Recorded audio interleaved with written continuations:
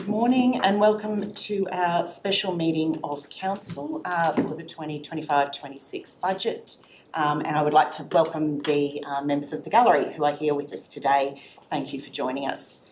I'd like to start by acknowledging the traditional owners of the land on which we meet today and throughout the Southern Downs region, and pay respect to their elders past, present and emerging.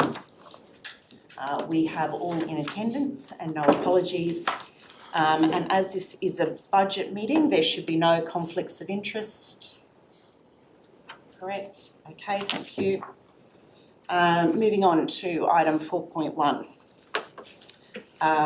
We have a recommendation that Council, in accordance with section 47(7) of the Queensland Local Government Act 2009, continue to apply the Code of Competitive Conduct to the following significant business activities: water and sewerage and waste services, and determines not to apply the Code of Competitive Conduct for financial year 25-26 to the Warwick Sale Yards prescribed business activity until a proper financial review is undertaken once all capital improvements are completed.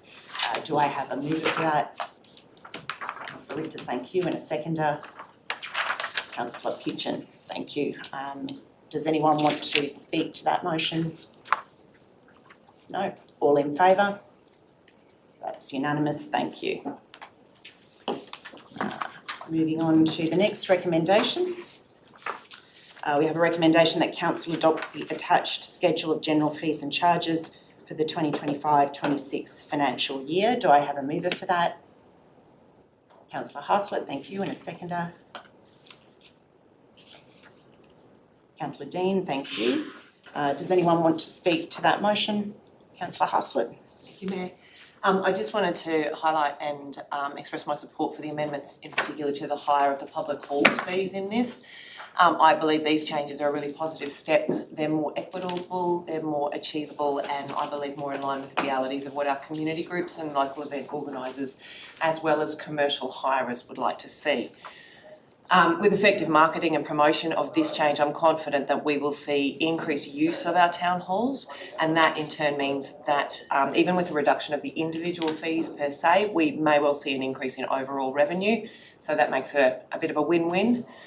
Greater access for the community and smarter, more sustainable income generation for Council. And looking ahead, I hope to continue reviewing our broader fees and charges. I personally hold the view that user-pay systems are often the fairest way to deliver and maintain services and facilities, providing an alternative to the continual pressure that we have to raise rates. If we have fair, transparent and fit-for-purpose charges, these both support service delivery and our community expectations. Thank you. Councillor McDonald. Mayor, I'd like to say to the staff, or congratulate the staff in regards to what we're doing with puppy registrations. The significant reduction there is fantastic, and obviously showing that we're trying to promote sensible pet ownership, and there is a significant decrease of I believe 75% there, taking it down to a new fee of $40 as opposed to $165 to register a puppy between the ages of 3 to 6 months. I think this is a great initiative on behalf of the staff and for the community, so that people get out there and get their dogs registered, obviously, and we can certainly track them. So that's a very positive initiative. When it comes to the sale yards, I do have a bit of a concern in regards to looking at the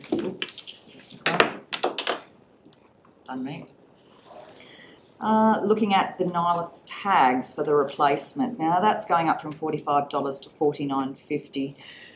As a primary producer, I believe I pay about $3.30 per tag, nihilist tag. So I do understand that these things happen, that tags do fall out of beasts when they go to the sale yards, but it would be what I seem to be a bit of an overkill to charge $49.50 in regards to that. So that is a bit of a concern to me, and also as to why the EU scanning had to go up by 16.67. Are there any particular reasons for those two fees showing fairly significant increases? It doesn't actually show you what the increase is for the replacement tag. But, yeah, they are significant, given that as a prime producer, you're normally only paying $3.30 per tag. I know the emergency notices are more expensive and you have to pay, I believe, $13 or something.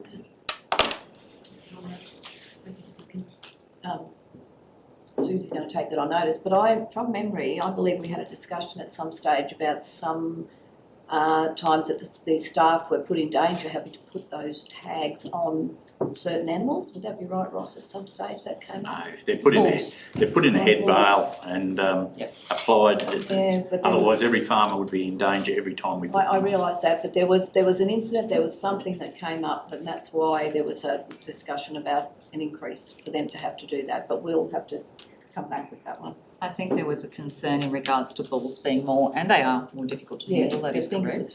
And I do believe that the bulls, there was an additional charge there, but I can't see that in this one. So that's interesting. We may have rolled them into one. Maybe. The staff will need to take that on notice, Councillor McDonald, and come back to you because I don't think we have the Saleyards people here today.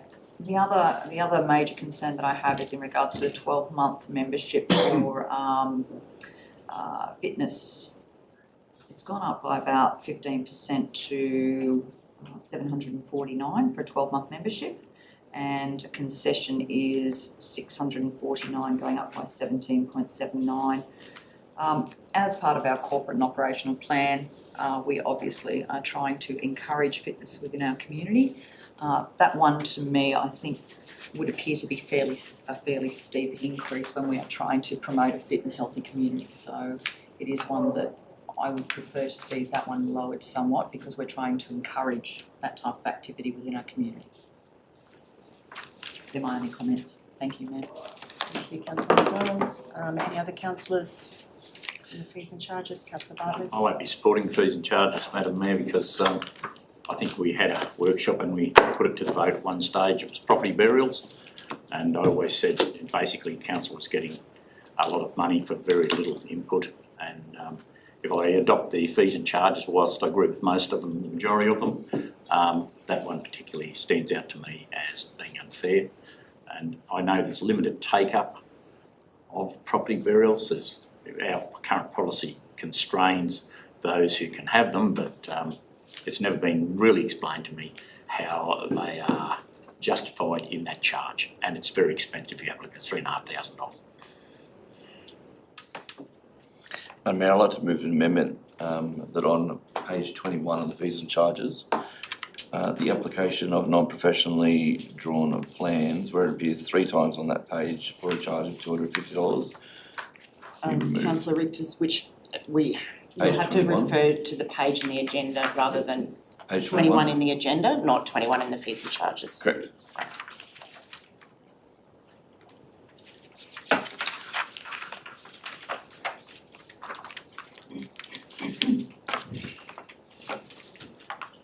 So which class are you in? So it appears 3 times on that page, on both Under which heading, Councillor Richter? Class 10, the 3 Class 10 headings there, where it says application for a non-professionally drawn plan for a charge of $250. It appears 3 times there as a new charge this year. So my amendment is that be removed.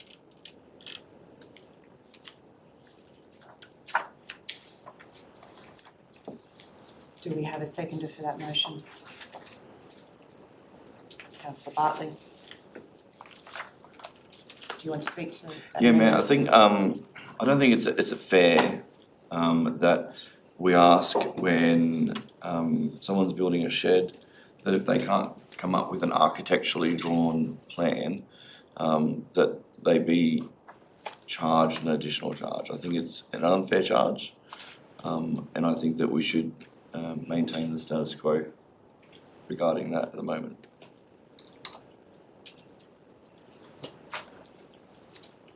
Do we have the manager planning, or can someone explain the additional charge? Sure. Through you, Mayor Melissa, so that was really to try to, it doesn't have to be architect, it can be draftsperson as well. It's really to avoid handwritten plans coming in, which obviously take the officers more time to assess. So if they're not in that proper format, then it takes the officers a lot more time to assess them. So it's that encouragement to get them either by a draftsperson or an architect or something like that, so properly drawn up. Okay. Anyone else want to speak to that amendment? Well, Madam Mayor, I looked at that as well, and I thought it was an overbearing charge. With today's technology and most people's knowledge of computers and the programs you can access, you can draw a pretty good diagram, believe me. Just because it hasn't got a professional signature after it, you pay the cost.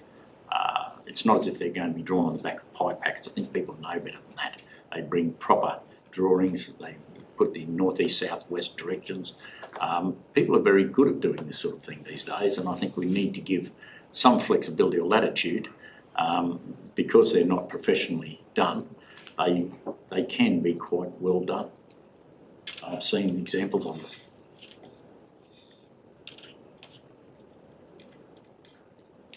Thank you. Anyone else?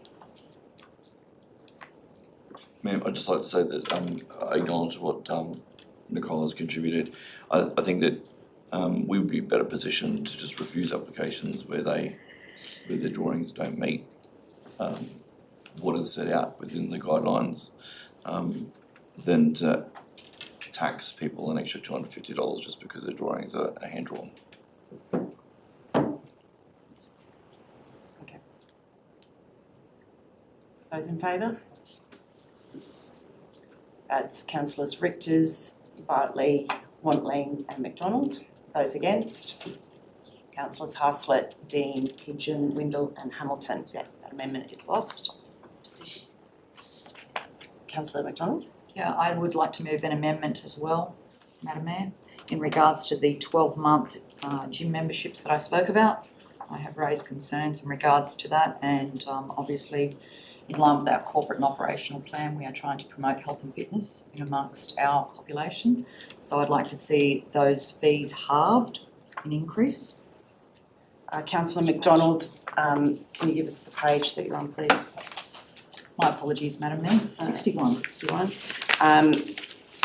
I'll just have to consult with the CEO. Those fees are set by the operator of the facility, and we can't impose fees upon them. So I'll just have to check procedurally what happens if we change those fees with YMCA. Susie, you might take that. Sorry, you might answer that, please.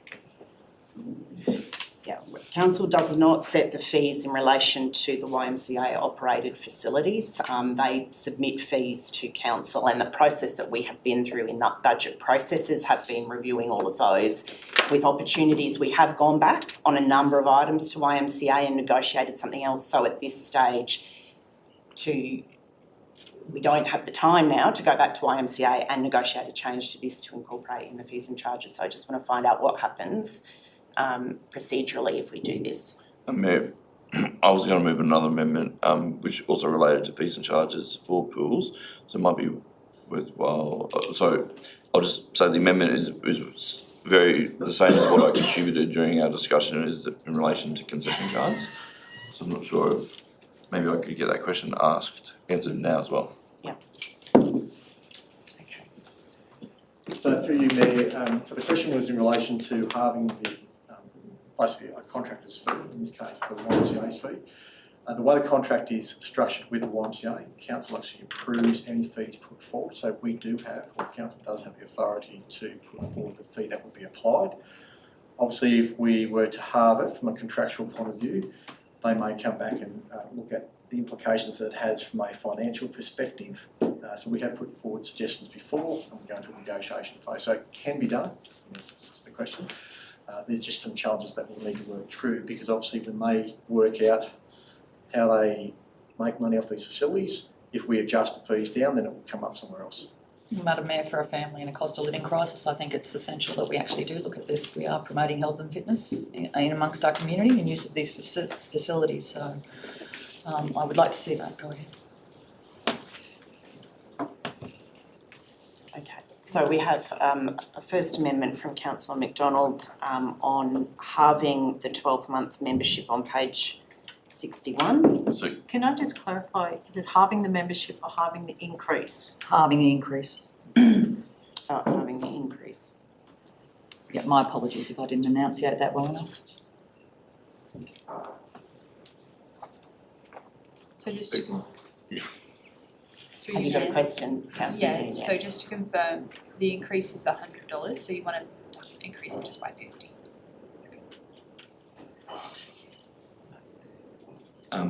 Mayor, does that also flow on to the other memberships? So if you mentioned the 12-month membership, but the other memberships have also increased by amounts, so does the halving apply to all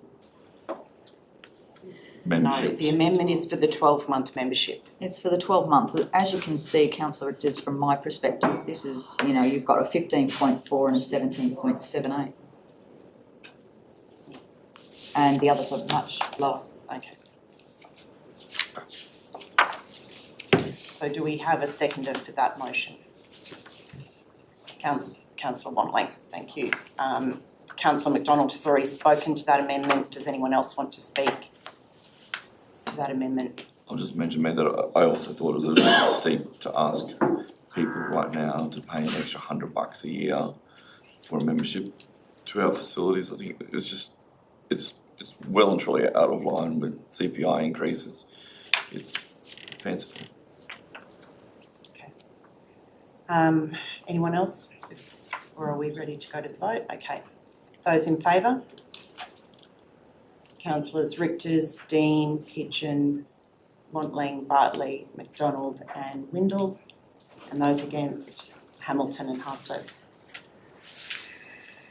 The amendment is passed. And your amendment motion, Councillor Richters? Madam Mayor, on page 58, and I'll just have to find the other pages because I have to scroll down to get to them. 63 and 67. It's all at the very beginning of each pools area where it talks about concessions. Currently, the concession applies only to pension concession card holders from Centrelink. and Councillor gold Richters, card can you holders. propose your amendment Yeah, sorry. and then speak to So it? my amendment is that all concession cards from Centrelink other than the seniors card be included.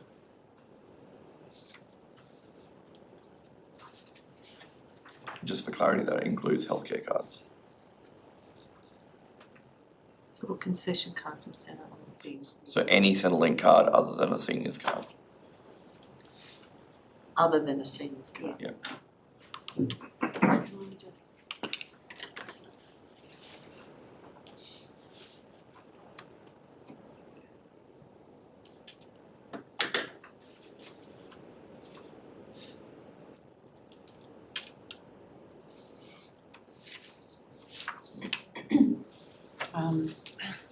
Before you speak to that motion, Councillor Richters, do we have a seconder for that motion? Councillor McDonald, thank you. And can I ask you a question, Councillor Richters? Sure, Can you let us know all of the cards that you're talking about? I could do, but I did provide that list during our budget briefing sessions. I was under the impression that what we had talked about during the briefing sessions was kind of supported by staff and was going to be included into this draft, but it's obviously not here. Do you want me to find a list of all concession cards? Is that the question? I guess if we're talking about concession cards, we probably need to know what we're all voting on.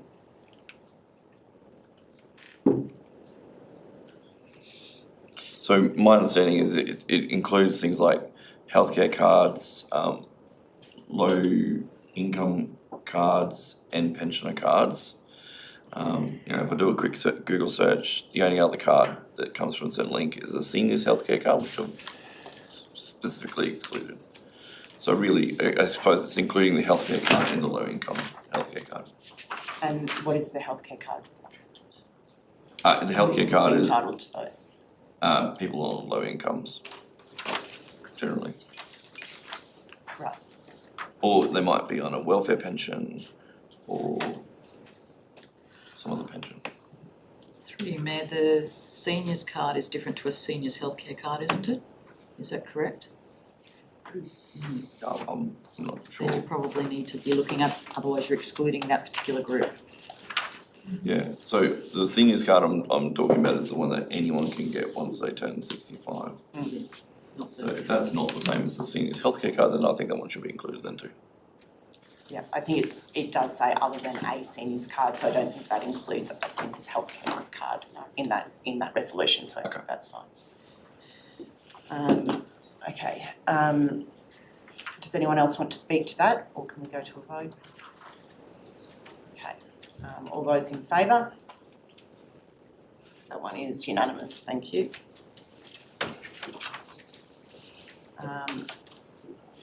Yeah, so we're going back to the substantive motion. Yeah, with the two amendments. Sorry, the mayor's looking, the CEO is looking at me like I've got a whole string of amendments, but I'd actually just like to speak about the. I've got my reading glasses on, so so I can't see you. If I could, Mayor, I'd just like to speak about the fees and charges now as they're amended. I just want to finalise the resolution Okay. and check that the mover and seconder are still in place, and then we'll speak. Okay. Then we'll have more. Although some councillors have already spoken to the motion, so. Okay, so we have that council adopt the attached schedule of general fees and charges for the 2025-26 financial year with the following changes, following amendments. I'll just have to get them in.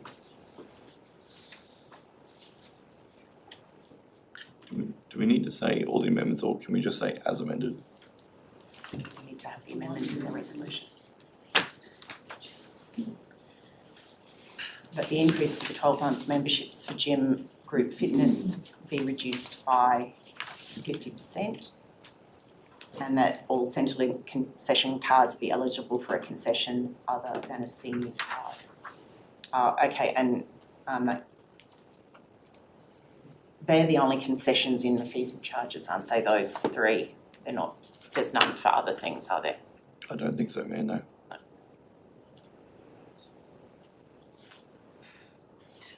That was just for the gym. Yeah, it was So for fitness, for gym actually- fit. No, it applies to Wirac, Stanthorpe, what do we call it, Stanthorpe? But under there, under the Fitness gym centre. fitness, the gym, and pools. okay. Applies to pools and gyms, yeah. Maybe, would we be happy saying be eligible for concession for pools and gym facilities? Just to be sure. I think that section applies to all fees and charges that relate to Wirac, Stanthorpe Fitness Centre and the Allara and Killarney pools. That's what I was saying, pools and gyms. It's just that otherwise we have to flick through and make sure there's no other concessions that Oh, we're sure. accidentally Yeah. getting in the policy. So it's on page 67. Page 63 and 58. page 58.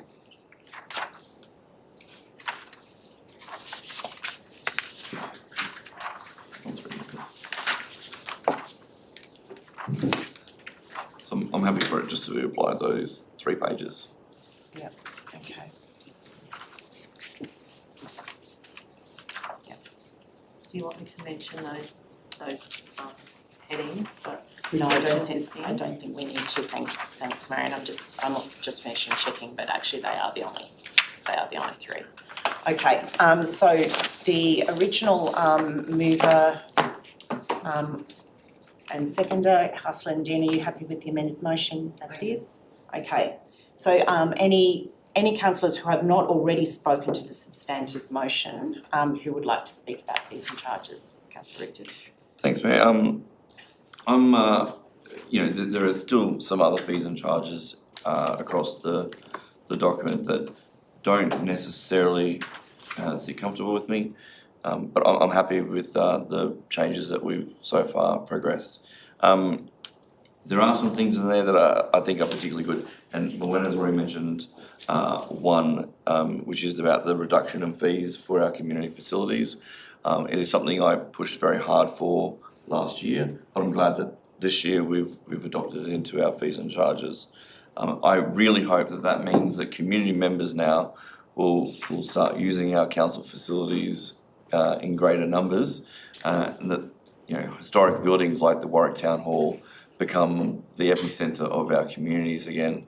I think that in addition to that, I'm also very personally excited about the 3 days of free parking at our airports. I really hope that encourages recreational pilots to come to both Warwick and Stanthorpe, spend the weekend here, enjoy everything that our region has to offer.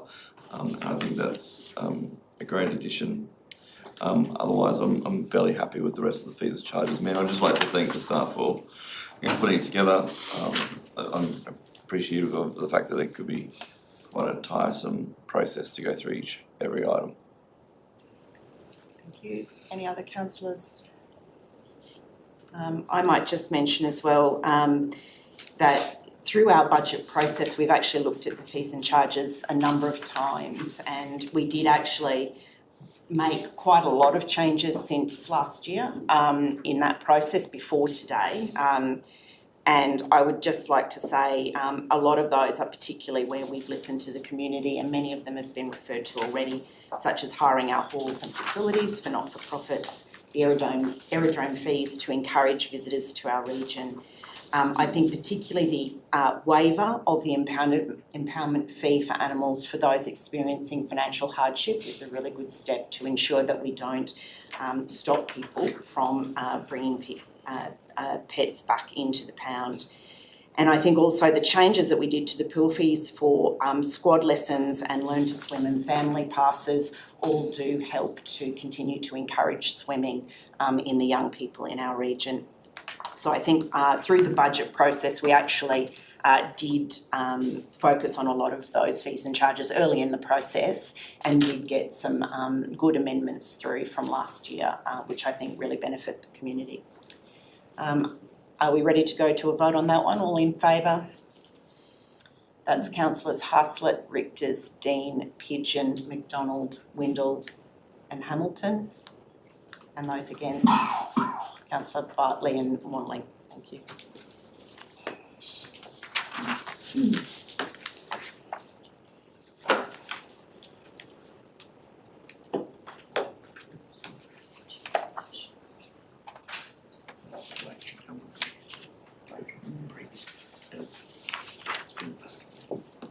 Okay, moving on to item 4.3, the operational plan.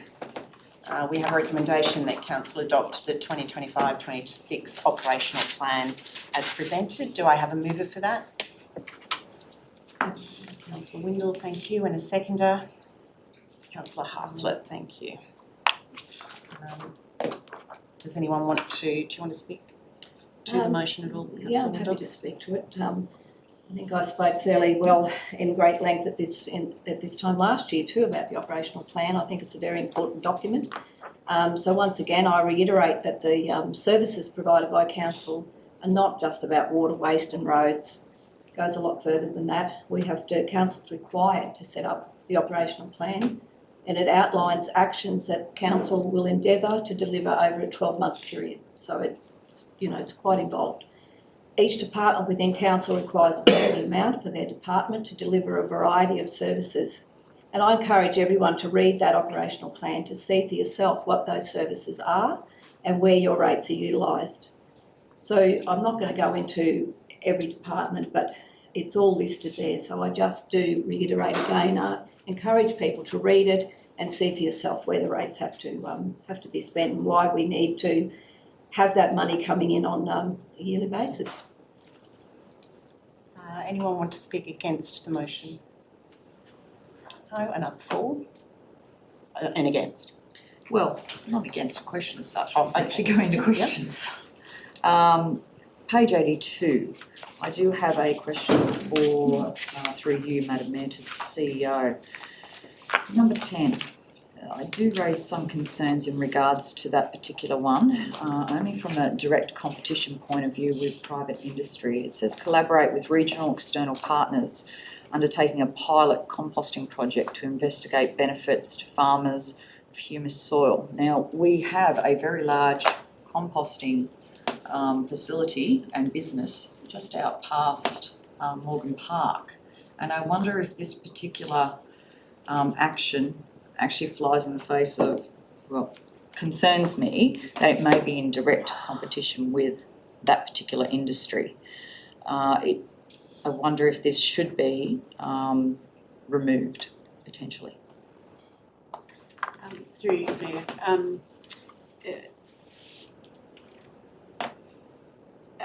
The wording in item 10 is specifically around a pilot project, so that would demonstrate that this is a new piece of work to be investigated, and with that investigation work, we would certainly take into consideration existing businesses that may already be in that space.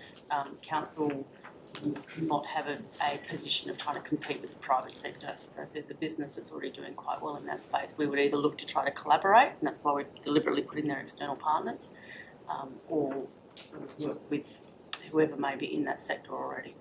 My concern is that when we were actually briefed, I don't believe that that partner was actually, or that particular business was the business that actually spoke to us. It was somebody else, and I can't recall. But I don't believe it was from a private firm from within the region. You're referring to the Granite Belt Growers Association, who got one of the federal grants to do this project. Okay, I'm comfortable with that side of things, Yep. but what I'm saying is, should we be working with that particular company as opposed to bringing in another company?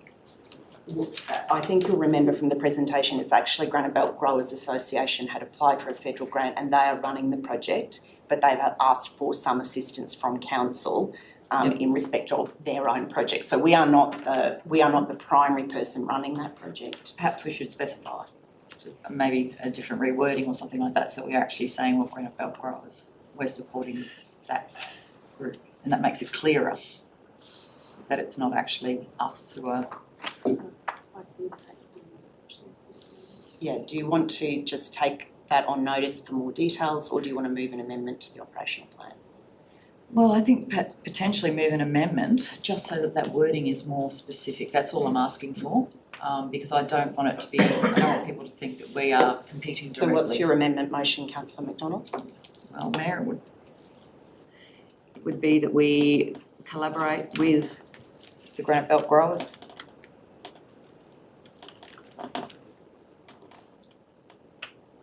Not just external partners, otherwise it looks like we're in business with somebody.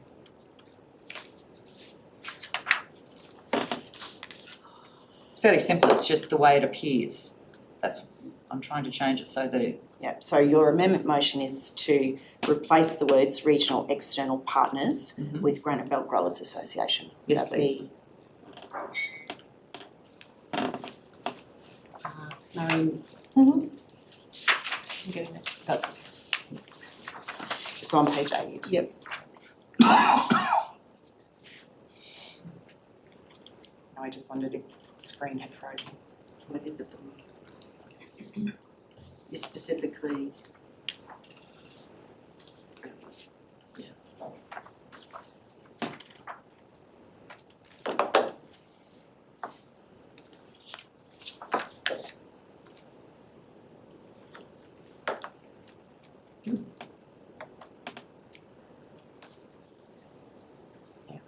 Do we have it?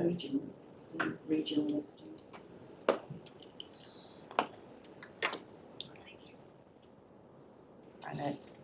Granite Belt Growers. That's been moved by Councillor McDonald. Is there a seconder for that amendment? Councillor Richters. Thank you.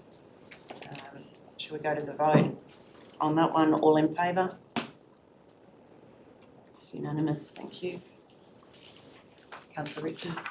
Question for the CEO, Mayor. Item 13 under the same section, when it's talking about nature-based and agritourism sector, can I have confirmation that includes the Killarney nature-based walking strategy, Which page is it? We're on page 82. item 13 That's on page 82. Yes. Thank you. I do have some other questions, I just got to scroll down. Councillor Dean, I think, had her hand up earlier. Did you have a question, Councillor Dean? No, that was just in regards to number 10, but it was, yeah, Cynthia kind of answered my question with her amendment, that's fine, thank you. Councillor Richards? Mayor, just another question in relation to item 26 on page 85, talking about the regional water assessment. Do we feel as though that the wording under that is strong enough to see action actually happen in the next 12 months?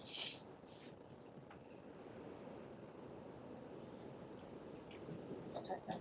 Yes, councillor, we're quite comfortable with the wording in the paper. Okay.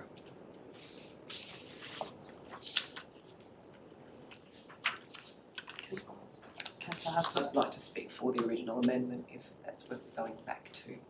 Yeah, I think if there's no more questions, we'll go back to the original motion as amended. Okay, and And then as it, Sorry, I do have further one more amendments, that's question, what if that's okay. I'm happy to wait or whatever. no, we'll deal with the questions And first. the question is about number 6 on page 83, where it talks about the ICT projects and roadmap. Can I just confirm that includes the renewal of our customer relation management system in the next 12 months? Yes, it does. Thank you. Okay, so, yes, we've gone back to the original motion as amended, that council adopt the 2025-26 operational plan as presented, with the amendment.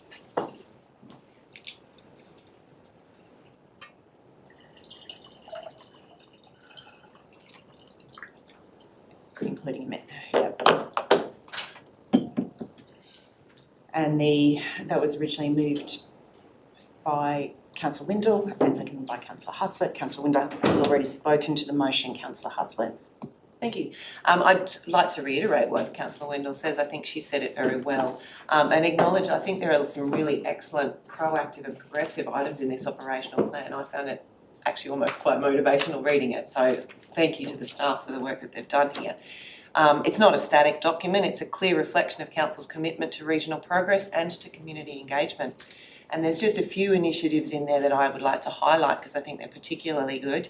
The development of an effective and genuine community engagement process around renewable energy.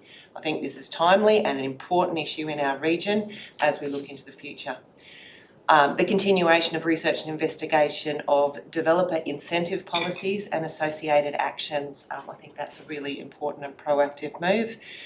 A project focusing on rental accommodation and a regulatory framework around development and compliance. I think this is a crucial step in balancing growth with livability, but also with fairness. A department-wide review of development, assessment and inquiry processes, targeting duplication and improving customer experience. I think that's going to be really good for our organisation as a whole. And finally, a review of our grant application processes, which I know will be welcomed by many community groups and organisations looking to partner with council. It was something I spoke about at this time last year, and I'm really pleased to see that it's made its way into the operational plan for 25-26. I think that's going to be really exciting to watch what happens in that space, and I think it will be a win-win for council and community there. These are initiatives that will genuinely make a difference in how our community experiences and interacts with council and council services, I think. Thank you. Thank you. Councillor Richters? Aye. Sorry, just a second. Does anyone want to speak against the motion? Councillor Bartley? I'll be speaking against the plan, Madam Mayor. There's a lot of wants in it, not needs. I see this operational plan using a lot of staff time with what's been suggested. One particular one that stands out to me is in our places, reference 4, develop and deliver 25-26 action plan to implement environmental sustainability strategy 21 to 31 outcomes, and that's a big document. And to develop a plan to implement that would require a huge amount of staff time. So it may be indicative why our staff numbers are increasing when we put out a plan such as this. I think in previous council we had 360 employees, we're now going to 400, that's a 10% increase, and that would be as a result of an operational plan such as this.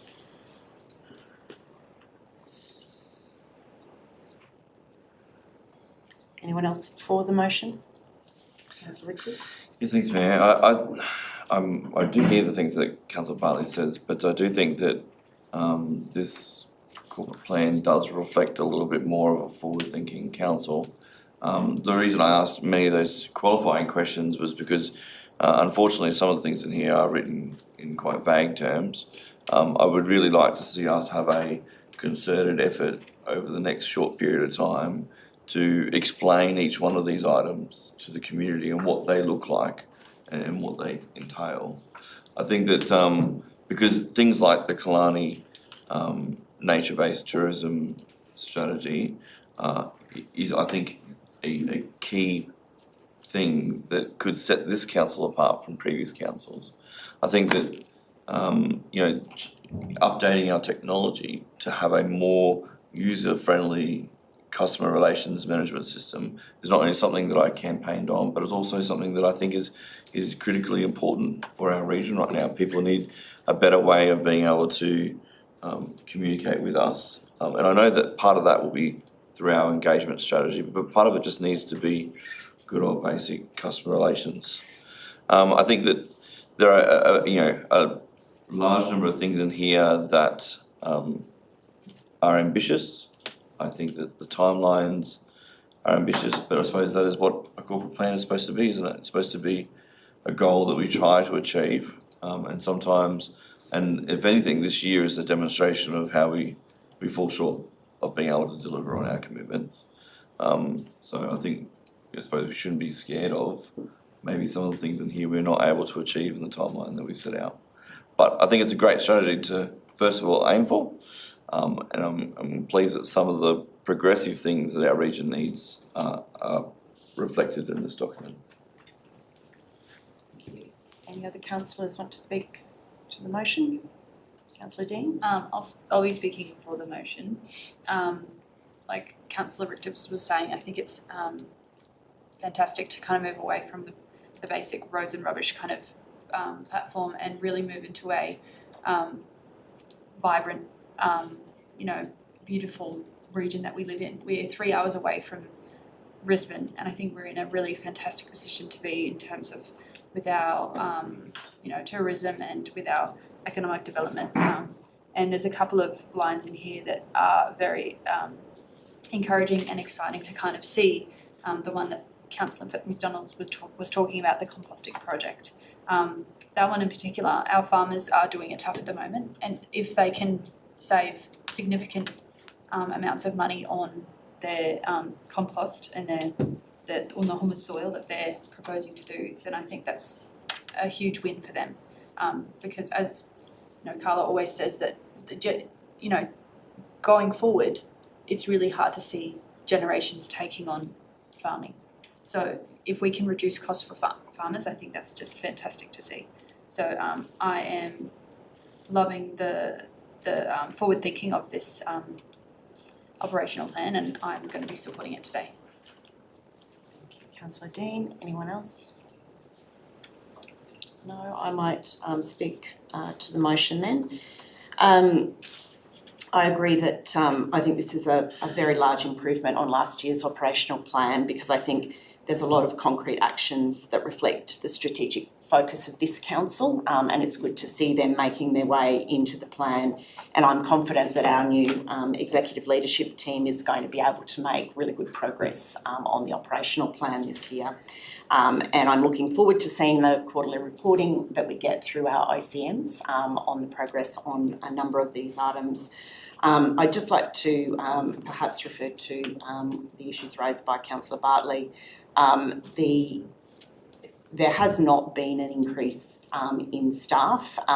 There were vacant positions previously, and they are still vacant. You're talking about the number that is filled and the number that is the target, but that target has been in place prior to this council. And the Environment and Sustainability Strategy was actually adopted by the previous council. We haven't substantially changed that, but if you have an appetite to look at that again, Councillor Bartley, then that is always a strategy that can be brought up for review. At the moment, we are simply implementing the strategy as adopted by the previous council, and I wouldn't anticipate a great increase in staff because that policy has been in place for multiple terms now. So we are certainly not driving an increase in staff in looking at that strategy as adopted by the previous council. Do you want to reply at all, Councillor Windle, on the pressure plan? Okay. Look, I'm still very happy with this plan, and like Councillor Richter said, it's ambitious, and I think we have to be ambitious, and I commend the staff for pulling this together, and it's very detailed but brief at the same time, so it shows exactly what we're aiming for and what the staff are aiming for. We have some of these targets are set for a 12-month period, some are 2 years out. So, and that can change. Sometimes things happen that we can't deliver in that time frame, but we have to allow for that. The staff will do their very best to bring this to fruition and get it within those time frames. And I'm sure that I have every confidence in the staff that we have to make this happen. And I commend them for their work. I look forward to seeing it progress. Thank you, Councillor Windle. Okay, going to a vote on that one. All in favour? That's Councillors Haslett, Richters, Dean, Pitchin, McDonald, Windle and Hamilton. Those against? Councillors Wantling and Bartley. Thank you. Moving on to item 4.4. The recommendations 1 to 23 for the budget are in the public agenda and on the screen, and we might take them as read rather than reading those pages out. I'll move as Mayor, I'll move this budget motion, and do I have a seconder for that? Happy to second. Councillor Windle, thank you. Okay. So today I present the 2025-26 Southern Downs Regional Council budget on behalf of the nearly 38,000 people who call our region home. I love this region and I join with my fellow councillors in wanting to see it thrive. I want to ensure that we can protect what we all love about the Southern Downs, our lifestyle, beautiful nature, prime agricultural land and the best wineries in Queensland, while attracting new business, workers and families. We are at a crossroads where we can back our region each and every day with the investment it needs, or we can starve it of funds and cut services. I'm proud to present a budget that invests in the future of our region, champions community wellbeing and continues to build a thriving community. This budget is a responsible financial plan that invests in livability and infrastructure and continues to deliver our services. We will continue to seek state and federal grant funding and other contributions to help lower the cost of delivering essential services, new projects and reliable infrastructure. I would like to thank all of the members of our community who attended the budget information sessions and provided submissions on the draft budget.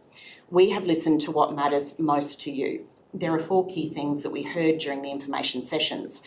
You want greater investment in our roads, you want better parks, gardens and community spaces. You value reliable water infrastructure and you value council backing our region by investing in economic development, tourism and events. That is the focus of this budget. Our roads keep us connected and drive our productivity and we're your number one priority. We are investing $18.9 million into our road network, a significant increase from last year's $11.8 million. This includes $435,000 for Emu Creek Road, $553,000 for Allora Drive and Ford Street, $1.15 million for the Oak Avenue Stormwater Works, and $787,800 for Goombra Road. We will also continue to push the state and federal governments to lift their game in improving the condition and safety of the national highway and state-controlled roads in our region. The spaces where community can come together is what makes a region more livable. We have listened to the residents in the north of the region And this budget takes the steps needed to increase the parks and gardens staff in the north to reflect the same level of service as in the south, righting a long-standing mismatch. We've committed 1.2 million to upgrade parks and playgrounds and 1.9 million on the Wirrak filtration system. Water is our most valuable resource, and we're investing $12.4 million into water supply security, water treatment and wastewater infrastructure this year, including $1.2 million for the McAvoy Rising Main renewal, $750,000 for the relining of sewer mains, $1.5 million to renew the Leslie Dam water connection to Warwick, and $1.5 million to continue our investment in the Smart Water Meter project. Agriculture is the backbone of our economy, and we have allocated $795,000 for stage 4 of the Warwick Sale Yards redevelopment. Through carefully listening to our stakeholders, the sale yards are going from strength to strength, and this continued investment reflects the opportunity for the region with the closure of the Toowoomba Sale Yards. In the year ahead, we will continue to support some of Queensland's best and unique events like Jumpers and Jazz in July, the Leeburn Sprints, Apple and Grape Festival and the Warwick Rodeo. Events like these showcase our region and bring thousands of visitors and tourists to the region, boosting our tourism revenue. Council has allocated $165,000 in event funding and community grants to empower local community groups in our region. Like any business, Council has been faced with increases in our expenditure. More than 90% of our council expenses have increased by more than 7%, including the cost of building materials, insurance and electricity, and software licence fees are up 6%. Unlike other levels of government, Council must account for the depreciation of our $1.1 billion in assets, which will cost Council nearly $27 million in the next financial year. To help smooth the rate increase, Council has kept capping for 9 categories. For the average household, the weekly general rate increase is just $2.05, less than a cup of coffee, and a modest adjustment that ensures Council can continue to deliver essential services. Council will also continue to offer its 7.5% discount on rates paid by their due date. We have kept the rate increases as low as we can to deliver key services, capital projects and essential new infrastructure. Any lower would have required cuts to the services that Council delivers, and right across the region, you told us that you did not want to see cuts. In fact, you wanted us to improve on the services we deliver to you. There is a strong commitment around this table to continue to look at how we deliver services, to seek greater efficiencies and make every dollar count. I'm confident that with our new executive leadership team in place this financial year, there will be a razor-sharp focus on how this council performs and delivers. I'd like to acknowledge the dedication and effort of our council team in preparing this budget for the Southern Downs community. We started this budget with a new approach and community involvement, and it was wonderful to see the staff embrace the first of what will be increasingly collaborative budgets with our community. I also thank my fellow councillors. We will not get to where we want to be, a strong visionary council that helps this region thrive, without the courage to make the tough calls. Thank you for working together through the budget process to deliver today's budget, which will set us on the path to that future. This budget invests in the future of the region that we all love. It sets us up to grow and become a thriving and attractive region for the benefit of the whole community. Thank you. Do I have anyone speaking against the motion? Madam Mayor, I'd like to move an amendment. The amendment is that the overall budget increase be limited to 4.5%, that residential categories 1 and 2 capping be set at 5%, and that the general minimum rate for residential 1 be set at $1,291.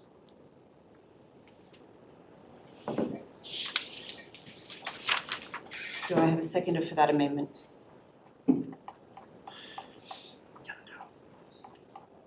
Councillor McDonald. I'll second it. However, I would like to see the rate a tad lower, at around the 4%. I will second it. Madam Mayor, so I have done extensive research and I've looked at many council budgets across our state, as of many of them are now being either adopted or being published. And the CPI increase, as many people would know, is set at 2.7%. the local government cost index is between 2.9% and 3.7%. And so a $6 million increase in our budget is unsustainable and is not within the reaches of many people in our community. The residential capping of 15% is going to leave many people in our small villages and small communities like Maryvale, where they have had significant land valuation increases. That's going to see them having very large increases in their rates this year, which is not fair on them. Last year we set our cap at 5%. That was acceptable by many people in our community, and I think that is an appropriate capping for us to continue to have, especially in this time of financial difficulties. I have a particular passion for the general minimum rate. We consistently, year on in, increase the general minimum rate by the full budget amount increase. That means that the people who have the lowest land values in our community are the people who are more times than not having the largest increases in their rates. And that is unfair. Now, many people will argue with me that just because you have a low land value doesn't mean you have a low income. But it is true enough, often enough, for us to fight for a lower general minimum rate. Experts told us last year that we would need to freeze our general minimum rate for consecutive years for our council to be competitive with other councils in our region. And we have totally ignored the professional and expensive advice that we received last year during our rate review. So I think that keeping our budget increase to 4.5%, asking the staff to find the efficiency dividends in the shortfall, and making the capping on our residential rates and the general minimum rate set at $1,291, which is 2.9% increase on last year's general minimum rate, I think is more than adequate, and I think it is exactly what our community would expect a good council to be doing. Does anyone want to speak against the motion? Councillor Haslett? Against the amendment. Against the amendment, yes. Councillor Richters, you've mentioned that you've done extensive research. I'm pretty sure all of the 9 of us councillors in this room would say we've done extensive research, and I'm also certain that our staff, particularly those in the finance department, present their recommendations for very, very good reasons. So to imply that you as a councillor, we as councillors would know better than them when it's their field of expertise, I think it's just a tad arrogant, actually. Point of order. Mayor, withdraw. Councillor Haslett, will you withdraw the arrogance comment? Just the last sentence. Just the last sentence. Okay, I'll withdraw the last sentence. Thank you. Anyone else want to speak for the amendment? Councillor McDonald. Madam Mayor, I'm really cognizant that we have some terrific staff that do a lot of work for us. However, let me emphasise that I'm not here to starve or cut services. What I'm about is, my focus is for us to deliver a budget that is affordable and achievable. May I commence by saying that our constituents in this region are struggling with the cost of living pressures. This stress will only be exacerbated by a volatile global environment. As I've seen this morning, already fuel prices are increasing up to 10 cents so far, and that's only a couple of days into a conflict that is occurring over in the Middle East. I use the phrase that you can't have champagne taste on a beer budget. I cannot nor good conscience justify a 7.4% rise in the average general rate. Instead, I think the compromise that has been suggested by my colleague potentially doesn't go far enough, as I've already said. I'll delve into some of those items that you're saying that we possibly don't know, Councillor Haslett. I looked at, for example, the William Street Island removal. Is this necessary? $500,000. I look at the renewables playground, $180,000. Once again, is this necessary? Customer services upgrade in Warwick, 80,000. Is it necessary? Really? So a total possible saving there is $760,000. That's facts and figures. These are what I suggest are nice to have items. They are not immediate necessities. I also wrote and have asked on a number of occasions around this table to have a look at our staff organisation, to refine it and potentially look for savings where positions have not been filled for a long period of time. I did receive a response. The response came in on the 13th of June. And it showed me that there were 20 vacant positions within the organisation. Now, a lot of these have been outsourced. So I do recognise that. We do use contractors. But when I go through the facts and figures, once again, 35% of 894,000 is 313, 196. 40% of those in the water section would be 498,204, which is 199,360, and 30% of 279,134 is 83,740. So that gives us a total unallocated wages and potential saving of 596,296. In summary, if we combine the reduced projects that I put forward a few minutes ago and also look at potential wages, the savings could be somewhere in the vicinity of 1.355 million. When I say to you that 4.5% is a good compromise, I certainly believe it is. Because from what I'm seeing, we should be looking at something in the vicinity of 3.5 to 4%. So I find these figures, and they are facts and figures, far more appealing, and I believe that our community would find this far more appealing as well. And I think they're more reflective of CPI as well. So I thank the staff for all the challenging work that they've undertaken to produce these documents. The budget process itself is always very, very difficult, and we go around in circles as councillors trying to analyse and work out what should have priority. How do we cut our cloth accordingly to ensure that the budget can sustain the services that we need to give to our ratepayers? But you cannot always have the jam and the cream. For these reasons above, I can't support the 7.4, but I certainly will be supporting my colleague in a significant reduction. Thank you. Thank you, Councillor McDonald. Does anyone else want to speak against the motion? Councillor Dean? Thank you, Mayor. I understand that the rate increase of an average of 7.49% on the general minimum rate may not be welcomed by everyone, and it's not an easy decision to make, but I believe that it is a necessary one. Like many households and businesses, council is also facing rising costs next financial year. Our insurance premiums are projected to rise by 10%, depreciation will rise by 7%, and maintaining assets will increase by 8.1%, all of which directly impact the cost of delivering services and maintaining infrastructure. We're living in unprecedented times where the cost of living continues to climb, but we cannot afford to keep kicking the can down the road. Some of our critical capital infrastructure projects have been delayed for too long, and the longer we wait, the more expensive they become.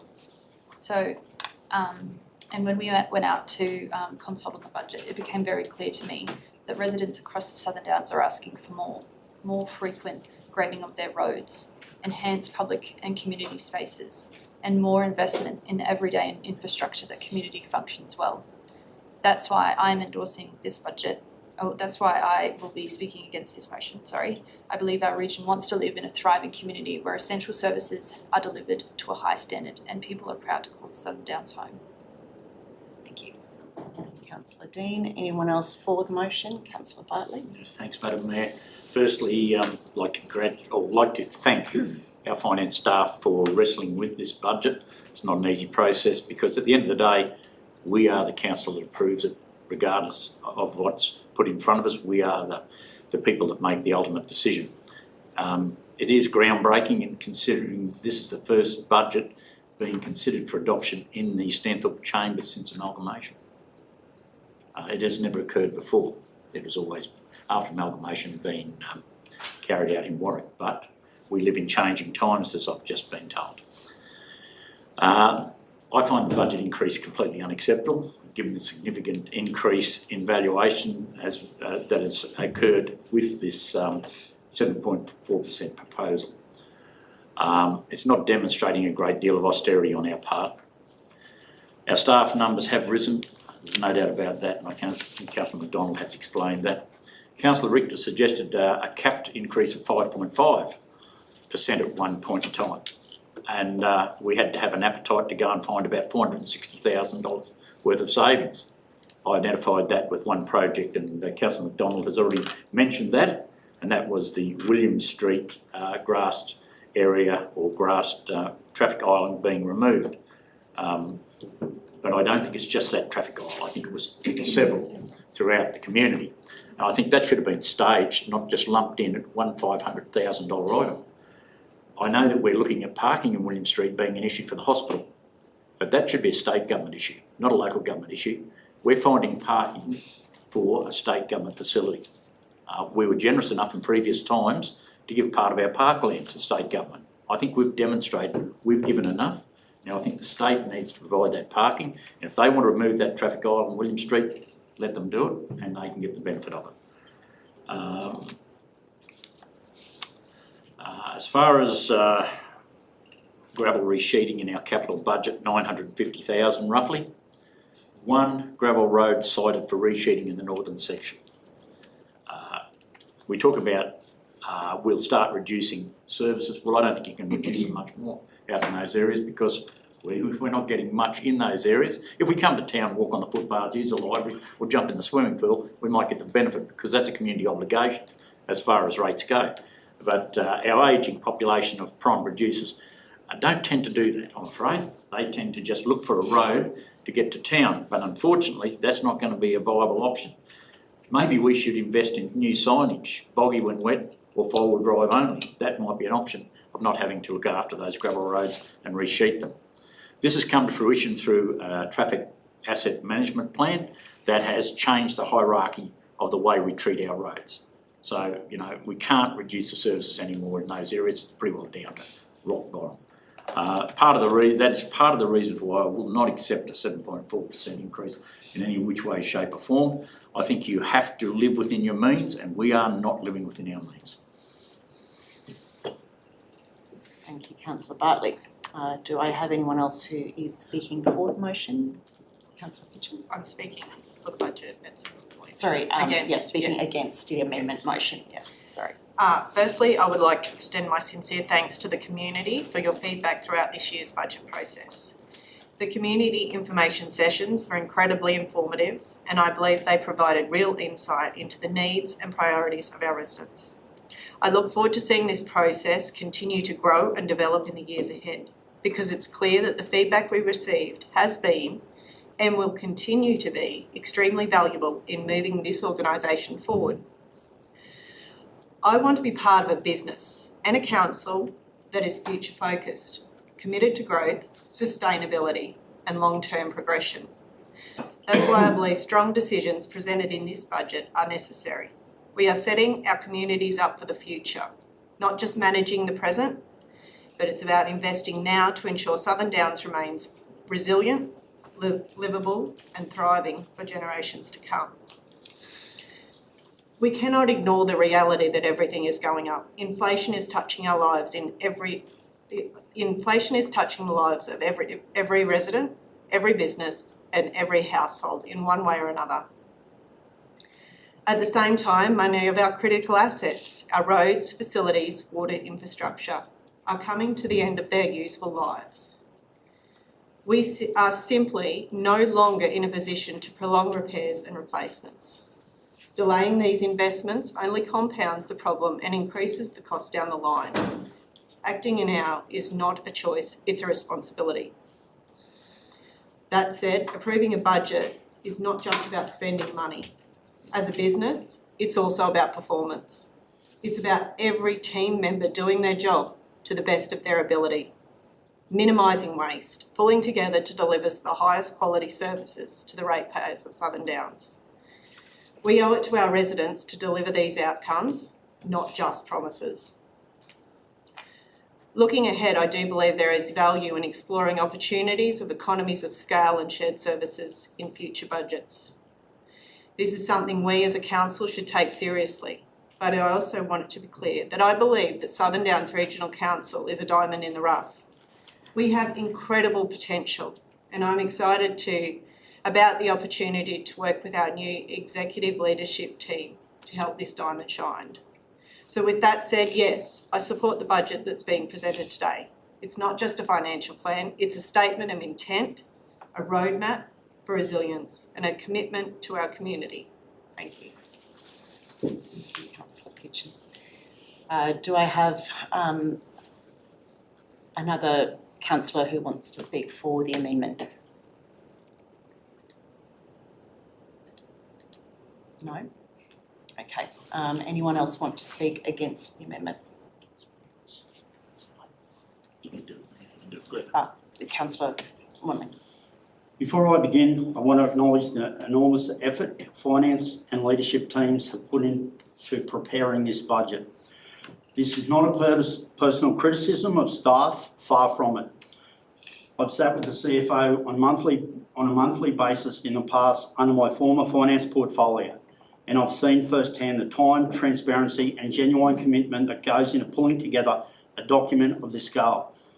But while staff prepare the technical detail, it's the council that sets the tone, the priorities, and ultimately the appetite behind the numbers.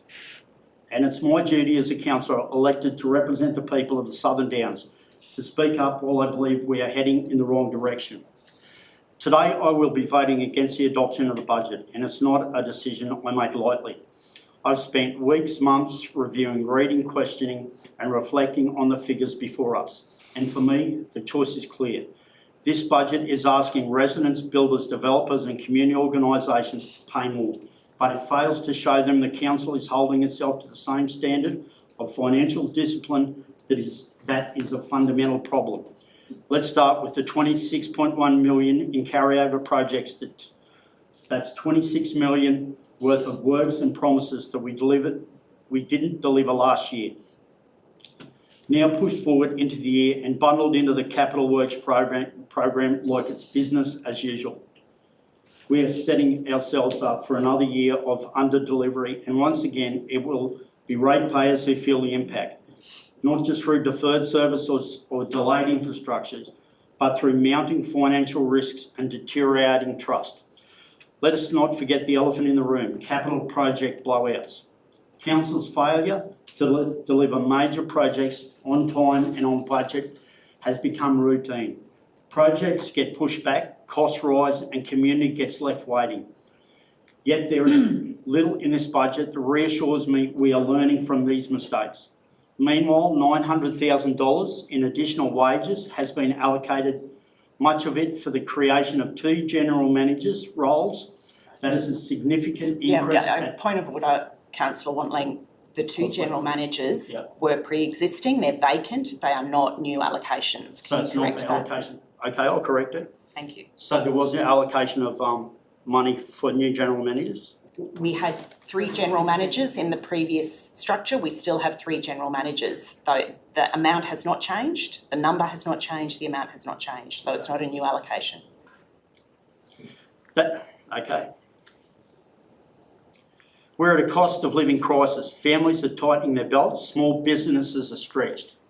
Community organisations are scraping for grants and we're telling them they need to pay more for water, waste, building applications, planning fees and even pool and gym access.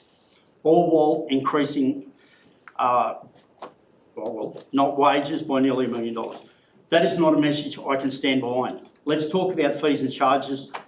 This year, Council has adopted a broad 4.5% increase across most services, but in reality, many fees have jumped significantly more.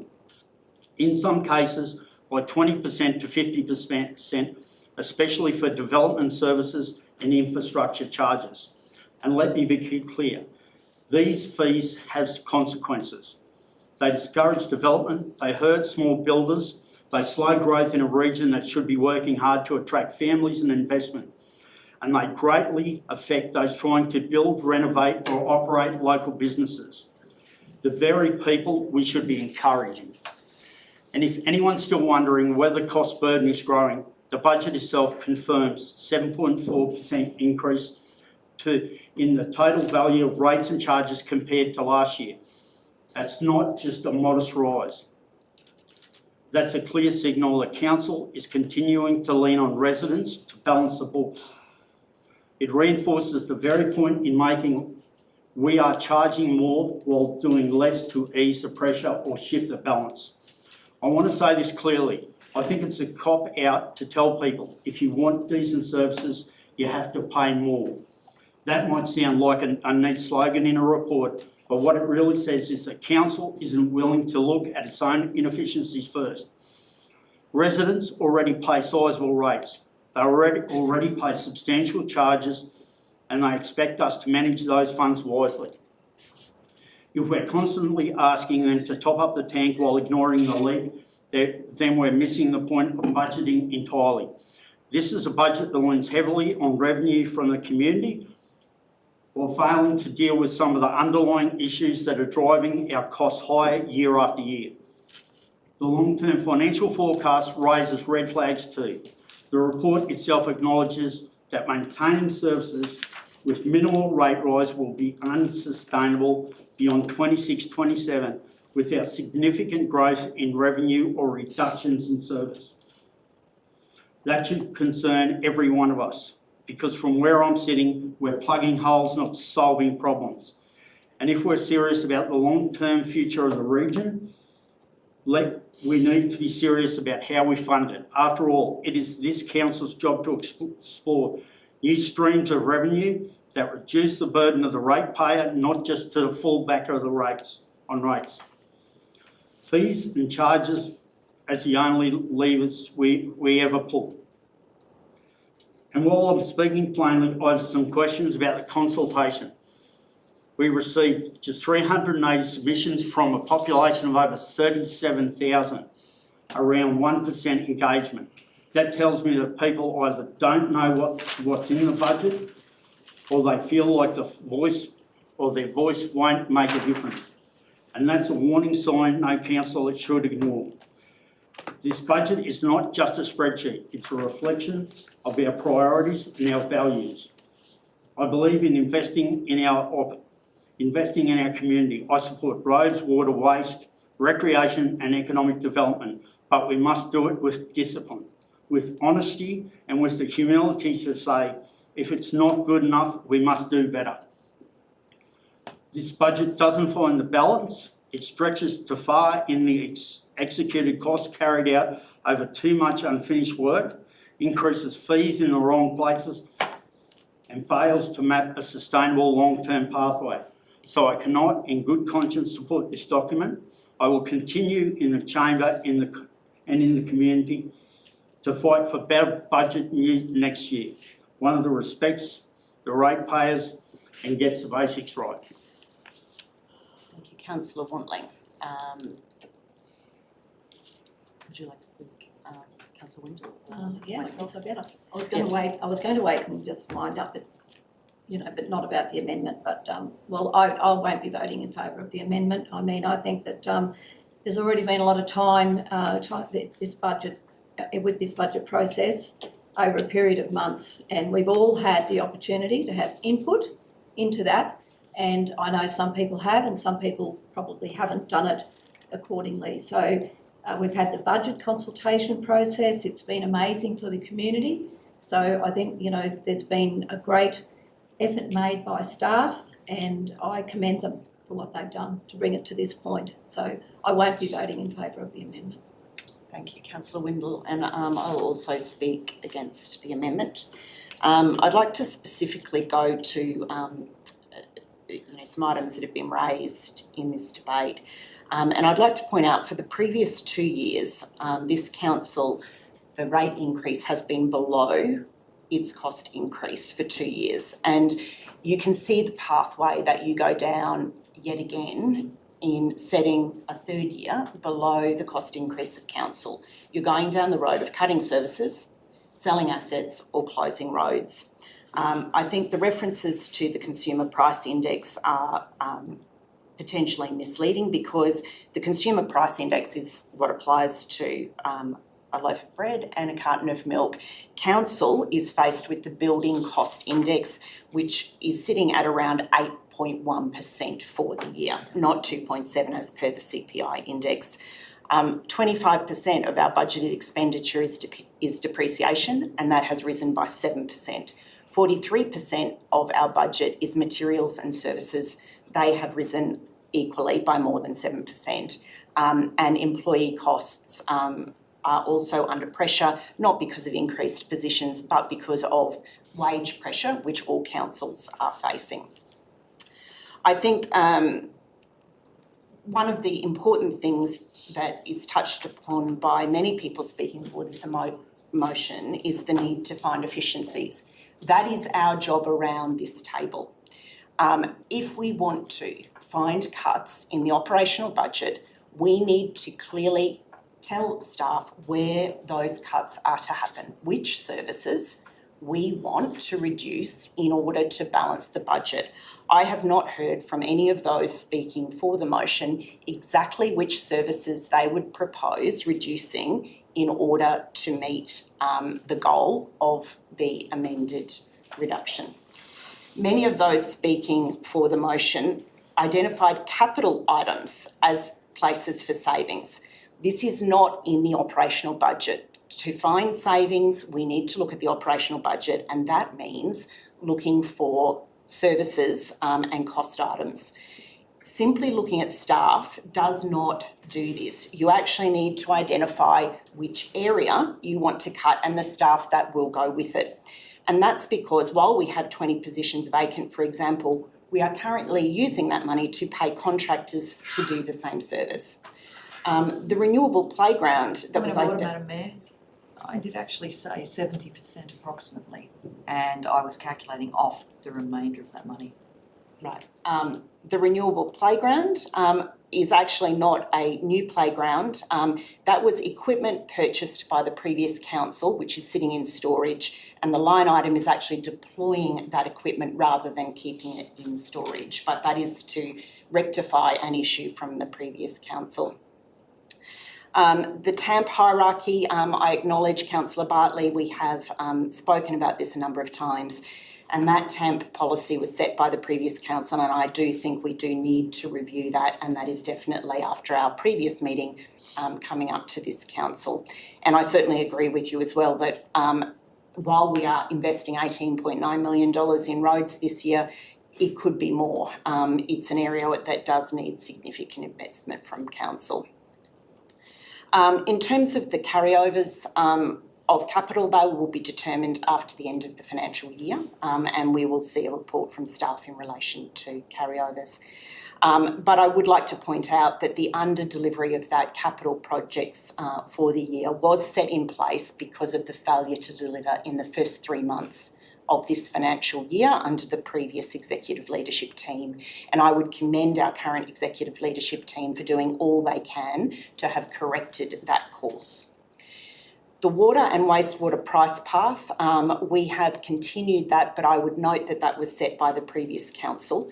And while it is high, I agree, and we have agreed last year and this year, that continuing on that price path is the way to ensure that we have a user pay system. I'd like to point out that we are not the only business facing these pressures. We are not the only council facing these pressures.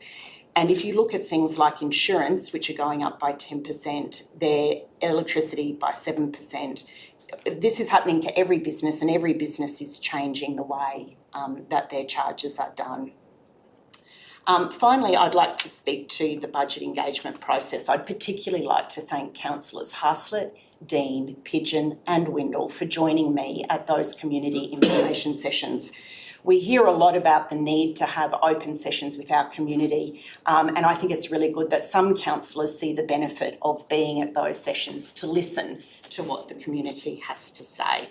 I think particularly, while Councillor Wantling has mentioned the 380 people that attended those sessions, I'd like to point out that the input that we had on last year's budget was less than 20 people. So while it is small and we would certainly look to grow it next year, it is a massive increase in terms of community involvement in our budget process compared to last year. And again, I would like to thank all of those community members who were part of that budget engagement, including the ones who have come today in the gallery, who I know were at some of those sessions. I will be voting against the amendment. So going to a vote on that. Excuse me, Madam Mayor. You want your, right I of do, Madam Mayor. The bottom line is what matters to people.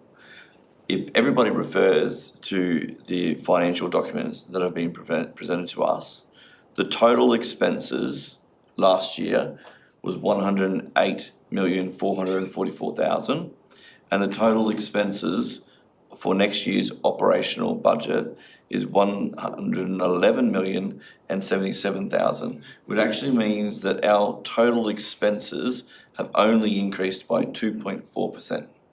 So where's the rest of the money going? That's the point. I think that Councillor McDonald has more than identified through the research that she has done to identify where we could provide the appropriate savings to make this type of reasonable budgeting figures come to fruition. She was very specific about where she was, and I'd like to commend Councillor McDonald for being so specific, considering that no councillor in this room has been provided with the operational budget for next year. So to say that how would we supposed to be identifying which particular items we would provide the savings for when none of us in this room have actually seen the document to be able to provide the savings from. So that is a ludicrous statement to say that we could come up with the particular dollars to save when no one in this room was shared that information. Mayor, you talked about the consultation. I do think, I want to say that it was great that this year's consultation was better than last year's consultation. And I know that you went around the room and specifically pointed out the councillors who attended that consultation. Can I just point out that every councillor in this room, other than you, I suspect, Madam Mayor, found out about that public consultation via the media. It wasn't discussed with us before. It was announced to the community that we were going to have budget consultation sessions, that we were going to have those consults. And no one in this room was consulted about the dates and times of when that would occur. It was just dictated to us, this is when it would occur, and I'm sorry, and I apologise to the community that I couldn't go to any of those sessions because I had prior engagements that I couldn't attend them. And I'm sure many of the other councillors in the room that didn't attend may also have reasons why they couldn't attend that consultation. But I did see the report, and I was pleased that the report was presented to us. You say that no one in the community wanted us to decrease services. That's fair. Everyone in the community will want to see us increase services. It's what they expect from their council. The question of would you want to see an increase in your rates and by how much was not asked. So how would you be able to determine that was the case? In fact, I had to raise the question with the company that did the consultation about questions that members of the public had provided around the rates and whether they were satisfied with them, of which then after the first draft was put out, it had to be corrected to include that people in the community were not happy with their rates and how much they had increased by. I don't think that, I'd like to hope that next year, when we do the consultation, there's a plan put out. Councillors all get an opportunity to contribute to that plan. We set out the times that in advance, hopefully, so that we can all be there and involved in it. And the budget for it is actually set out before councillors agree to it. So bottom line, total expenses increase of 2.4%. What I think I have proposed there of the overall budget increase of 4.5, is a reasonable compromise around the room. I think that Deputy Mayor said that we all have been involved in the process and we've all had an opportunity to have input. I think we have had opportunity to have input, but some of us have been listened to and some of us have not. So I think that that may be a reflection of what is about to occur, but I'd just like to say that this is the compromise that I think is reasonable. I think that yes, there's always going to be people in the community that will never agree with any increase in our council budget, but I think this is reasonable. It is in line with all the inflation indexes, particularly the local government cost index of 2.9 to 3.7%. And that's why I will be supporting my amendment. But in the event that that's not successful, I will not be supporting the overall budget. Okay, going to a vote on that. Those in favour of the amendment proposed by Councillor Richters. Councillors Richters, Wantling, Bartley and McDonald. And those against? Councillors Haslett, Dean, Pidgeon, Windle and Hamilton. That amendment is lost. We then go back to the original motion, moved by myself and seconded by Councillor Windle.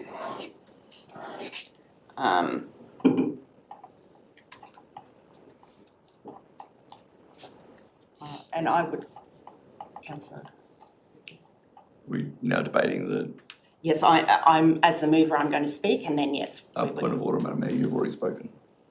Right, okay. I'll wait till my right to reply. Those speaking then and against. Thanks, Madam Mayor. I think I've already been pretty elaborate around the cost increases. 7.78% is far too much for what our community can afford right now. I think I have very similar views to Councillor McDonald that there are many items that we could be looking at for savings to make this year a reasonable budget. Some of the capital items, like the removal of the traffic islands, whilst I am overall supportive of us helping out the hospital with car parking, I don't think that needs to be this year, particularly in our particular cost of living issues. I do want to just point out though, whilst I am very critical of our increase in budget this year, I do want to thank Govinda and the finance staff for all the work that they have done. I think that I have enjoyed this year's budget discussions with our finance team. They were very elaborate last year. They weren't so elaborate this year, but I think that is reflective of councillors in the room being more comfortable with some of the facts and figures that was new to us last year. I think that the continuing with the discount of 7.5% is great. I just want to make a mention to the community members who are watching this. Please, if you are having financial difficulties with being able to afford this year's massive increase in rates, please contact council and have a discussion around hardship arrangements. We can be supportive of hardship arrangements through our policies. Also reminding community members that you don't need to wait until your rates notice comes out to be able to pay your rates. You can pay weekly, fortnightly or monthly as it fits within your household budget. I hate it when people use political spins. I know that I've come from a political background and sure, spins involved in that a little bit, but when people go around saying that this year's rates increase, it's only going to be $2 a week, it's less than a cup of coffee. Well, my rate increase, as many people around this room probably have done their own calculations to work out what they are, the rates for my household this year are increasing by 3.8%. And that 3.8% equates to $320 is how much more I'll pay in rates this year. And for me, in my household, that's a whole week's worth of food. So now I need to budget in my year another week's worth of food that I wasn't anticipating having to budget for last year. So I think we need to be mindful of what the overall impact is, because I know in my particular circumstances, I am not going to be the hardest hit in this year's rates increase. There are going to be people in Maryvale who will struggle significantly more than what I am. And there are going to be people who are living on the general minimum rate who are likely to be very low income earners in this community who are going to be whopped with a 7.78% increase in their rates. And I'd hate to know what that does for their household food budgets. Thank you. Do I have anyone who wants to speak again for the substantive motion? Councillor Windle? Thanks, Madam Mayor. I just really want to start off with just bringing out a little bit more information about the William Street island removals. There seems to be a little bit of misinformation perhaps. It was me who put that suggestion forward, and it wasn't just about the William Street islands, it was about the islands throughout our town. If anyone's been driving around our region over this last 6 months period in particular, and even before that, you will see that most of those islands were overgrown, unsightly and not cared for because we didn't have the staff, we couldn't keep up with the workload, and on closer inspection, I actually noticed that a lot of the concrete edging around those islands is crumbling, cracking and falling apart. So I did speak to staff about that and tried to work out, okay, is it going to be economical to repair these things or employ more staff to try and take care of them, or should we look at the option of maybe removing them? And that eliminates part of the process and part of the workload for our staff. And that is why they're in there. It's not just about William Street removal. So I just want to clear that up. But I also want to say that as far as this budget goes, bringing this budget together is a time-consuming and difficult task. And it's the 10th year in a row that I've sat around this, not particularly in this chamber, sometimes in Warwick, and done this. As far as my role is concerned, I find the budget the most difficult decision that I have to make year after year after year. And it's not one that I enjoy particularly. I'm also a ratepayer, so it affects me as well. It's not that I miss out or get it any cheaper. Staff have spent a lot of time prioritising and costing out works that are expected to be achieved by the community. I congratulate the staff on the time spent on this task and for the time that they have taken to engage with the community at the community engagement sessions, which were held around the region in the lead up to presenting this budget. I also commend them for putting that out there so that people could actually see for themselves where our rates go. So if anybody hasn't already seen it, I urge you to have a look at it. So I also thank them, the staff, for the time they've taken to communicate with us councillors. We've raised several questions and the staff have been more than willing to provide the answers or give an explanation in order to give each of us a better understanding of why and how they have reached their department's budget for 25-26. And it is about them all reaching their department's budget. Well done to you all, I commend you. I don't envy you your role. I would not want to trade places with any of you. I would also like to reiterate what Councillor Richters has already said about reminding our ratepayers that if you do have any difficulty paying your rates, please contact Council. Our staff are more than willing to sit down with you and work out a time payment plan that will suit you. Thank you. Thank you. Do we have anyone else who wants to speak against? Councillor Bartley. Thanks, Madam Mayor. I think most of the thunder's already gone in the last amendment, but anyhow, I think just to pick up on a few things, I think that was the result of our consultation that was undertaken, and it's a bit sad, like, you know, when we only get 20 people, 20 community people turn up to one of those consultation sessions that you held out of the population of over 5,000 in this community.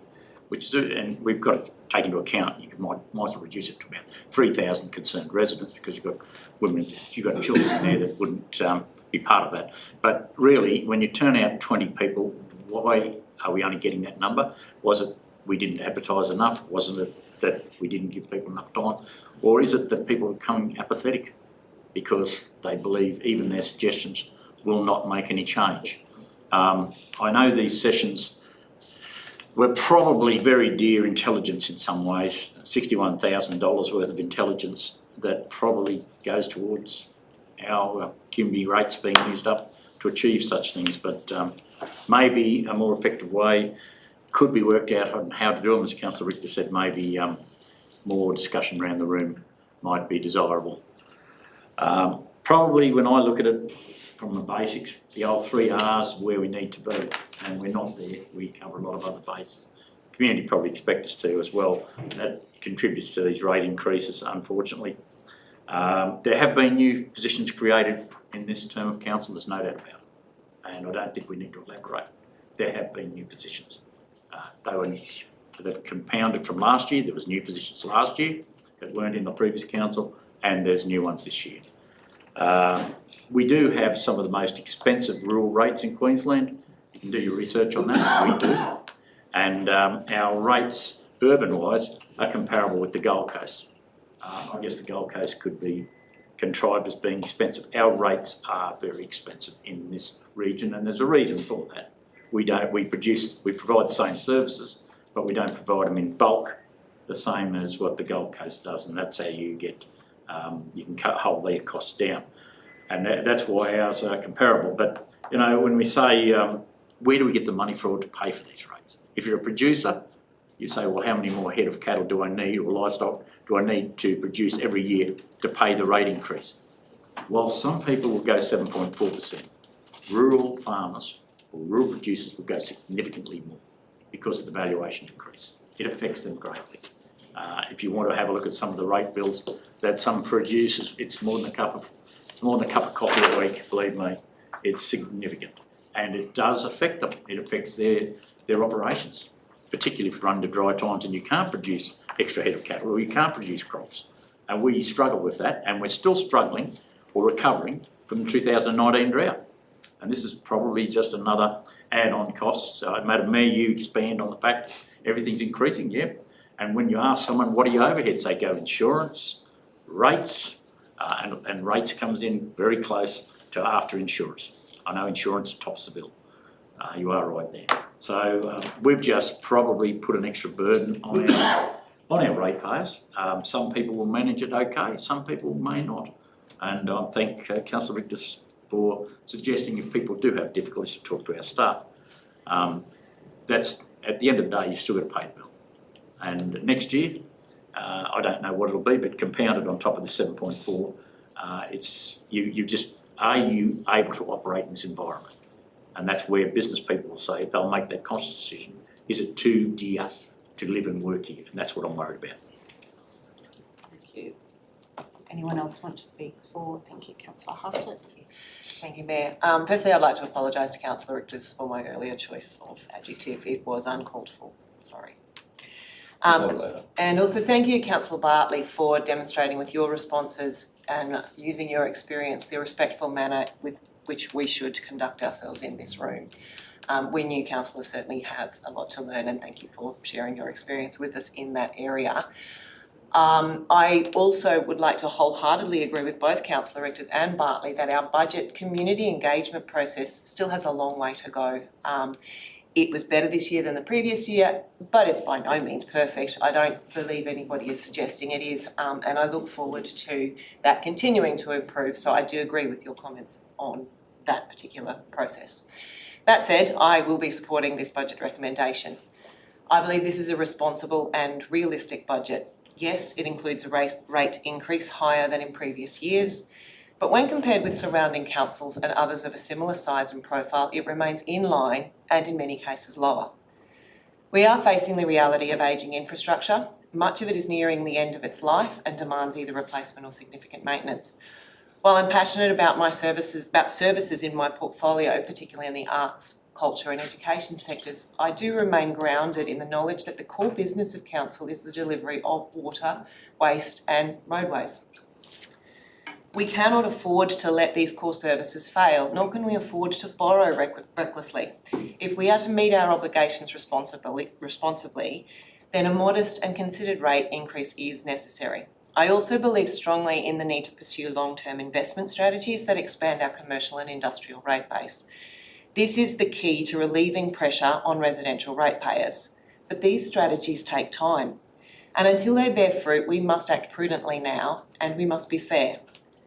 I understand this rate increase may not be welcomed by all, but I do believe it's reasonable. With the inclusion of capping and realignment of certain categories, it is as balanced across the community as possible. So, as I said today, I will be supporting the recommendation. Thank you, Councillor Haslett. Does anyone else want to speak against? Councillor McDonald.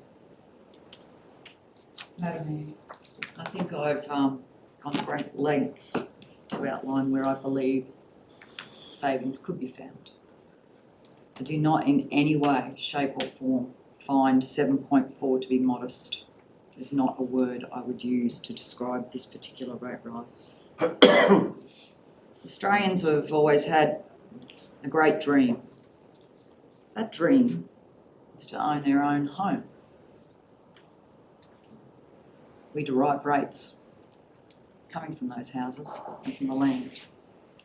I had a first homeowner speak to me about how challenging it was to even be able to raise a 2.5% deposit, which they could actually get some assistance from the government, and then they'd be able to get their first home. Brilliant, absolutely brilliant. This individual was a young person aspiring for a dream. They hadn't even reached their 20s. And then I found out, after that individual had got the house, they weren't quite sure what to do with these damn things called rates. Within a month they received the bill. The rates came in. So the next thing, they're off to the council. Into the council to then start a repayment plan for their rates. So they're doing a repayment to the bank, they're doing a repayment plan for their insurance, and they're doing a repayment plan for their rates. Some people talk about a cup of coffee. It's pretty basic. However, it's not basic for that person that is sitting there trying to struggle to put food on their table, to pay their insurance, to pay their rates, to pay their bank loan, go to work every day, and then hear that we, their councillors that represent 37,000 of them, are happy to put a modest rise of 7.4 on their rates that they are already paying off. In all good conscience, as a councillor, I cannot and will not support that amount of increase. For those on lower incomes, and in particular those starting out in our community, and those that want to remain here and thrive and be employed, I ask the councillors around this table to search your conscience and see if you think that this is adequate, because I certainly don't. Thank you, Madam Mayor. Thank you. Does anyone else want to speak for the motion? Councillor Dean. Thank you, ma'am. Sorry, just 1 second.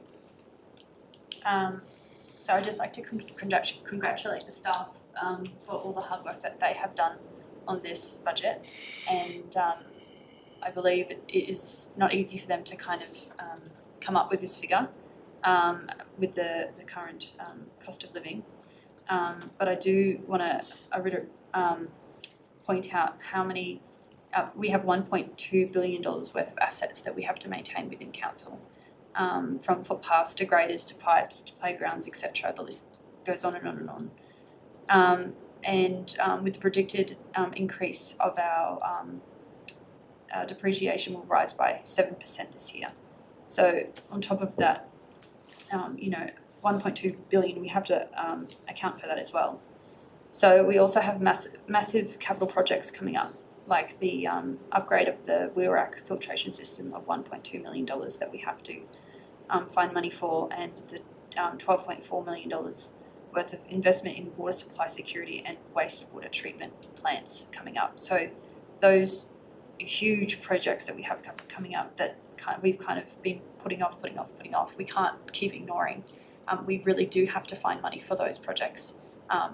Otherwise, everyone needs water, and I don't think people are going to be too happy about not being able to go for a swim in the pool either.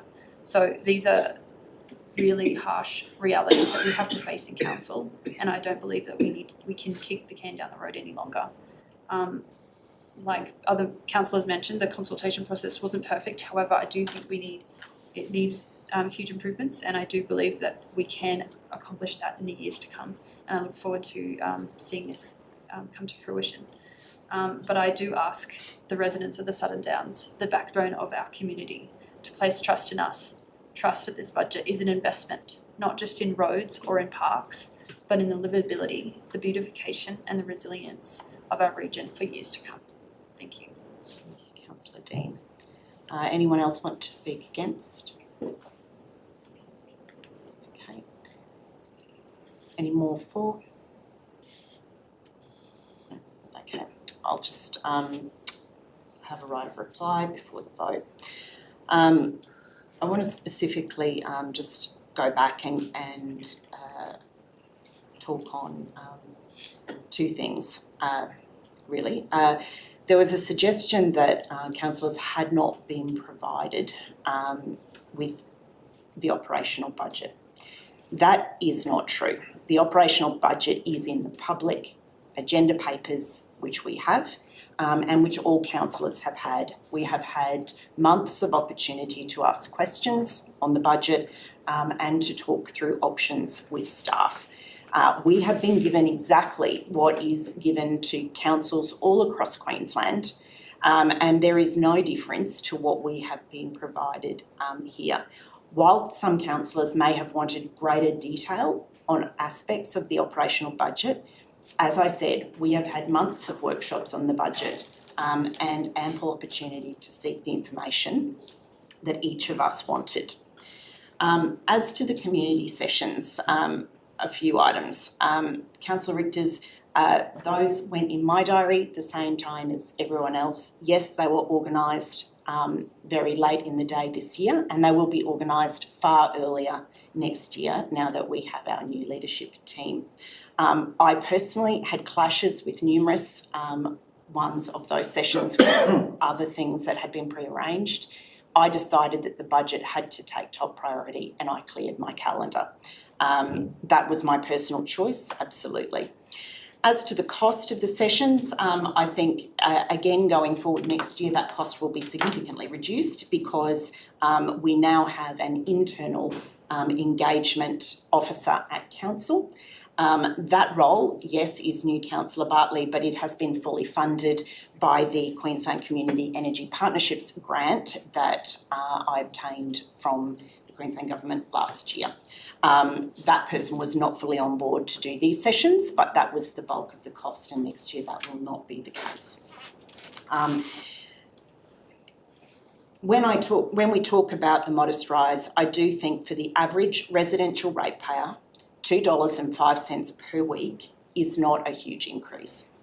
I do acknowledge that 7.4% overall is a significant increase from last year, but it's an increase that's necessary.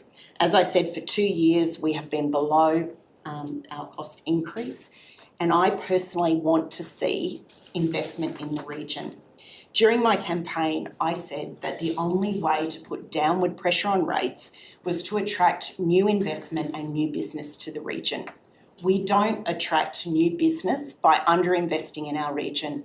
When we are competing with other businesses and councils and employers, they look at our roads, they look at our community services, they look at our shared facilities, and they want an area that their employees will be happy to move to. I want to ensure that the Southern Downs continues to be one of those regions and excels in its livability. If we're ready now, we'll go to a vote on the substantive motion. Those in favour? Councillors Haslett, Dean, Pidgeon, Windle and Hamilton. Those against? Councillors Richters, Watling, Bartley and McDonald. Division, please, Madam Mayor. Yes, that's recorded. Thank you, Councillor McDonald. That's the conclusion of our meeting today. I will declare the meeting closed at 10:48.